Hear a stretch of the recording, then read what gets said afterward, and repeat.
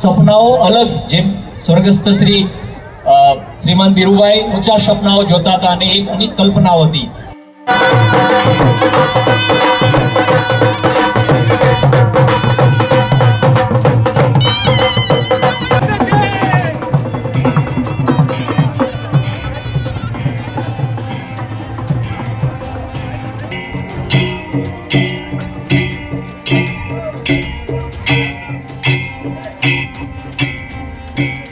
ગપનારા છે, આગળ લગ્ન જીવનનો પ્રારંભ કર્યો છે એવા શ્રી અનંતભાઈ અંબાણી અને રાધિકાબેન પણ આપની સૌથી જે અંબાણી પરિવારના વરિષ્ઠ એવા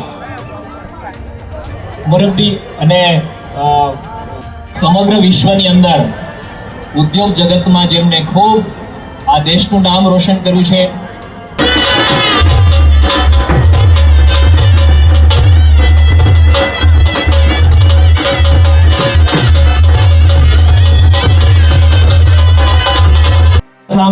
નાના નાના ગામની અંદર ડેલા, ડેલી, શેરી હતી અને હજી પણ ગામ આગળ જે નામ લખાયેલું છે એ ધીરુભાઈનો ડેલો છે. ત્યારે એમની અંદર આ ગતના એમના આ શહેરમાં, આ નગરની અંદર એમને વિતાવ્યા છે. એમની ઘણી જૂની યાદો આ શહેર સાથે જોડાયેલી છે.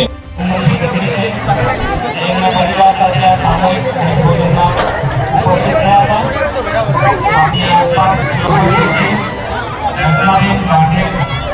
जो कोई व्यक्ति आसपास निकली का हो तो स्टेज पास में लई आओ.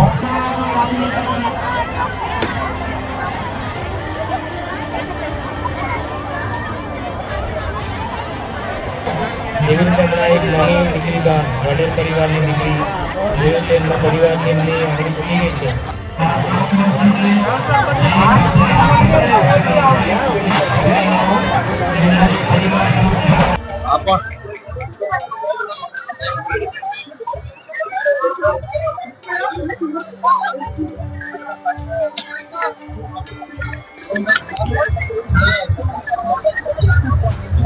ખબર છે બધાને આવે એ રીતે રાખો, કોઈ કોઈ નડો નહીં.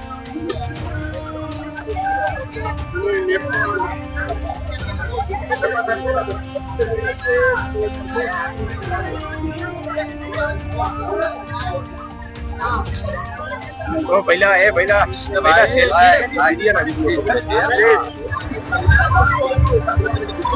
મીડિયાના મિત્રો આગળ ચાલો.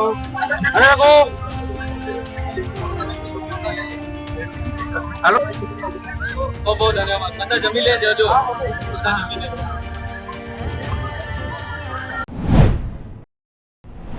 કૃષ્ણ,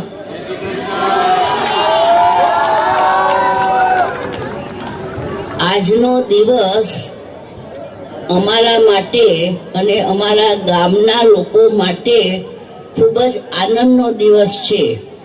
સૌથી પહેલા તો અનંત અને રાધિકા એ અહીંયા ચોરવાડી માતાના દર્શન કરવા આવ્યા એ જાણી હું તો ખુશી થાવ, પણ ગામના લોકો ઘણા ખુશી થયા છે કે આ ચોરવાડને આંગણે અનંતભાઈ અને રાધિકા બેન લગ્નના નવા જીવનમાં પ્રવેશ કરી રહ્યા છે. અને અત્રે સૌથી પહેલા ચોરવાડી માતાજીના દર્શન કરવા આવ્યા છે.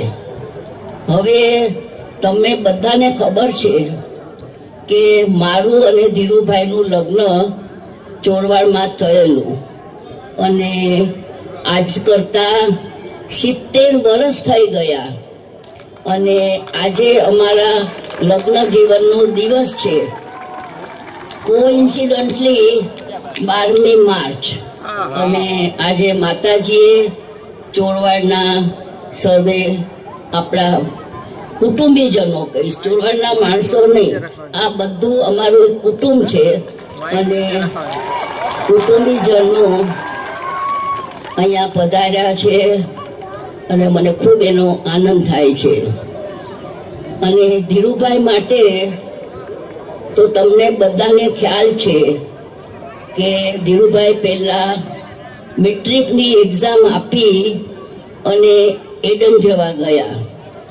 એડન ગયા ત્યાં એમનું રિઝલ્ટ આવ્યું કે તમે પાસ થઈ ગયા છો એમ એમના બાપુજીએ મેસેજ મોકલાવ્યો. તો ધીરુભાઈ હસીને કહ્યું કે હવે પાસ અને નાપાસ એમાં શું ફરક છે. હું તો એડન અહીંયા નોકરી કરવા આવી ગયો છું. ઘણા વર્ષો થઈ ગયા અને એડનમાં 7 વર્ષે તમને સિટીઝનશીપ મળે. આપ માનશો નહીં કે આજે ઓફિસમાંથી કાગળ આવ્યો કે તમારું સિટીઝનશીપ થઈ ગયું છે અને બીજે દિવસે ધીરુભાઈએ લેટર આપી દીધો કે હું રિઝાઇન થાઉં છું. તો એમના મોટા ભાઈએ બહુ સમજાવ્યું, રમણીકભાઈએ, કે ના ધીરુ, આટલી નોકરી સારી મૂકી અને જવાય નહીં.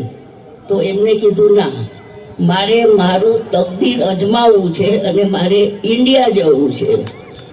તો ભાઈએ કહ્યું કે ઇન્ડિયામાં જઈને શું કરીશ. એને કીધું ભગવાન મને જે રસ્તો બતાવશે એ રસ્તામાં હું આગળ વધીશ અને મને ખરેખર ખ્યાલ જ છે કે હું ઇન્ડિયામાં જઈને કંઈક કરવા માંગુ છું. શું કરવા માંગુ છું એ તો હવે ઈશ્વર મને તક આપશે, એ રીતે હું આગળ વધીશ. તમારા બધાના શુભાશથી ધીરુભાઈ ધીમે ધીમે આગળ વધતા ગયા ને ઘણા વર્ષો થઈ ગયા. તમને બધાને ખબર છે કે જામનગરમાં ધીરુભાઈએ રિફાઇનરીની સ્થાપના કરી. ત્યારથી આપણા જામનગરનું નામ ખૂબ આગળ આવી ગયું અને એમાં અનંત અને રાધિકાના પ્રી વેડિંગનું ફંક્શન કર્યું અને આપણા જામનગરનું નામ ઇન્ડિયાના ઇન્ટરનેશનલ મેપ ઉપર આવી ગયું. અને એમાં ચોરવાડને અમે પહેલા યાદ કર્યું, કારણ કે ચોરવાડથી જ અમારું ભવિષ્ય આગળ નિર્માણ થયું છે. એટલે ચોરવાડને તો અમે ક્યારેય ભૂલી ન શકીએ. અમે જ્યારે સૌથી પહેલા પબ્લિક લિમિટેડ કરવાના હતા ત્યારે રાજકોટ હું અને ધીરુભાઈ આવ્યા અને ધીરુભાઈ કીધું ના, મને ચોરવાડ તો જવું જ છે, માતાજીના દર્શન કરવા છે અને આશીર્વાદ લેવા છે. ત્યારે અમે સૌથી પહેલા અહીંયા મીટિંગ કરી રાજકોટમાં. અમે અહીંયા આવ્યા અને માતાજીના દર્શન કર્યા, ચોરવાડના ભાઈઓ બહેનોને મળ્યા. ત્યારે મને યાદ છે કે ધીરુભાઈએ અહીંયા ડાયરાનો પ્રોગ્રામ રાખ્યો હતો અને ગામના બધા લોકો રાતના ડાયરામાં આવ્યા હતા અને ખૂબ આનંદ માણ્યો. ત્યારે ધીરુભાઈએ કહ્યું કે હું પબ્લિક લિમિટેડ કરવા આવ્યો છું. આપણા ચોરવાડના માણસોને ત્યારે ખબર પણ નહોતી કે પબ્લિક લિમિટેડ શું, શેર શું, શેરનું પ્રાઇસ શું, કોઈને કાંઈ ખબર નહોતી. ધીરુભાઈએ દરેક સગા સંબંધીને બોલાવીને કહ્યું કે તમે રિલાયન્સના શેર લો, તમે રિલાયન્સના શેર લો. ત્યારે રિલાયન્સના શેરનો ભાવ 10 રૂપિયા હતો. અત્યારે કેટલો છે ઘણાને ખ્યાલ હશે, અત્યારે છે 2700. 10 રૂપિયાના શેરનો ભાવ અત્યારે આટલો છે અને બધાના આશીર્વાદથી આપણો ઇસ્યુ એકદમ 10% ઓવર ભરાઈ ગયો હતો. એ તમારા બધાના શુભાશીષથી જ થયું હતું અને એને લીધે આપણી પ્રવૃત્તિ ખૂબ આગળ વધી અને અત્યારે ધીરુભાઈએ તો દેશમાં ડંકો વગાડ્યો છે, પણ એ ડંકો વગાડનાર અને સાચવનાર છે અત્યારે મુકેશભાઈ. અને આપને ખબર હશે કે ધીરુભાઈએ 1 રિફાઇનરી નાખી પણ મુકેશભાઈએ 3 નાખી. એટલે બાપ કરતા બેટા સવાયા હોય તો માતાને તો ગર્વ જ થાય ને. અને એમાં અત્યારે અનંત આખી રિફાઇનરીનું સંચાલન કરી રહ્યો છે અને જામનગર એમના માટે ખૂબ જ પ્રિય છે કે એ જામનગરમાં વધારે ખુશ રહે છે અને બધું જ કામકાજ રિલાયન્સ રિફાઇનરીનું અનંત અત્યારે સંભાળી રહ્યા છે. અને સાથે સાથે રાધિકાનો પણ પૂરો જ સપોર્ટ છે કે ના, હું પણ જામનગરમાં રહીશ, અનંતને મદદ કરીશ અને આ રીતે બંને જણા ખૂબ ખુશી રહે જામનગરમાં અને હજુ પણ છે એના કરતાં એમના બિઝનેસને ખૂબ આગળ વધારે અને આપણને ચોરવાડની પ્રજાને, જામનગરની પ્રજાને ખૂબ ખૂબ લાભ મળતો રહે એવી મારી શુભકામના છે. આજે તમે અહીંયા પધાર્યા છો બધા આપણા ચોરવાડ ગામના આજુબાજુના, તો બધા જમીને જજો, કારણ કે અમને બહુ ખુશી થશે કે આપ સૌ અહીંયા જમીને જાઓ, આનંદ કરો. પછી ડાયરાનો પ્રોગ્રામ છે, એમાં પણ આવવું હોય તો આવી શકો છો.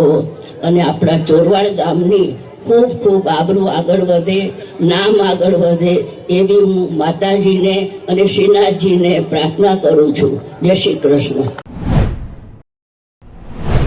અને મારા દાદાજીના ગામડામાં તો મારું એક જ અહીંયા વિચાર છે, તમે બધા મને અને રાધિકાને અને મારા આખા કુટુંબને આશીર્વાદ આપો. હું અહીંયા બધાને આશીર્વાદ લેવા માટે આવ્યો છે. અહીંયા તમે બધા જમીને ખૂબ અમને આશીર્વાદ આપીને જજો. અને ચોરવાડ તો મારા દાદા અને મારા દાદીના જન્મભૂમિ છે. જે પણ અહીંયા રિલાયન્સમાં થયું છે ચોરવાડ કારણ થયું છે. દાદાજી ચોરવાડના છે. અને મારું અહીંયા મારું એક વિચાર આવ્યું કે એક ધીરુભાઈ ચોરવાડથી ઊભો થયો, તો અહીંયા આ ગામથી 10 ધીરુભાઈ ઊભા થવું જોઈએ, આવું મારું વિચાર છે. અને એ આ ગામડાથી થઈ શકે. અને એ જ મારું વિચાર છે કે અહીંયાના જે બાળકો છે એ ધીરુભાઈથી પ્રેરણા લે અને આગે વધે. અને અહીંયા આગલા 10 વર્ષમાં અહીંયા 10 ધીરુભાઈ ઊભા થવું જોઈએ. અને આ ગામડામાં આ શક્તિ છે, આ મને લાગે છે. ચોરવાડી માતા બધાના ભલા કરે અને બધાને જય શ્રી કૃષ્ણ. હમણાં તમે બધા ભોજન માટે જાઓ અને બધા એકવાર મને અને રાધિકાને બધાને આશીર્વાદ આપીને જાઓ. જય શ્રી કૃષ્ણ.